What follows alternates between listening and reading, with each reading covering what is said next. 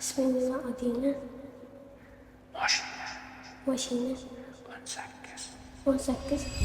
Bemorimiz 8 yoshdalar, Qashqadaryo viloyatidan bizlarga murojaat qilishgan. Bularda 1,5 oy oldin, demak, full face amaliyotini o'tkazganmiz, ya'ni burunlarida polip bo'lgan, o'sma bo'lgan olib tashlaganmiz, adenoidlarni olib, burun to'siqlarini to'g'rilab, quloqlarida eksudat bo'lgan, ya'ni katta hajmdagi operatsiya o'tkazganmiz. Mana hozir natijalarini ko'rishimiz mumkin, lekin asosiy joyi bemorimiz uzoq viloyatdan bo'lgan operatsiyadan keyin perivazka jarayonlari yaxshi bo'lmagan. Operatsiya qanchalik muhim bo'ladigan bo'lsa, perivazka undan ham muhim hisoblanadi, ayniqsa burun operatsiyalarida. Ular yaxshi perivazka qilmaganiga, hozir perivazkasi tuzalish jarayoni sal cho'zilib ketdi, lekin mana 5 kundan beri o'zimiz shu yerda qarab, tozalab turibmiz.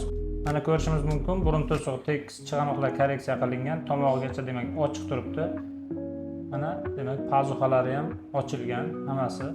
Ya'ni bu narsa perivazkaga albatta bog'liq hisoblanadi. Operatsiya bo'ldi degani, bo'ldi, shu bilan hammasi tugadi degani emas. Albatta perivazkani o'sha mutaxassis bilan birgalikda olib borish kerak bo'ladi. Salomat bo'ling.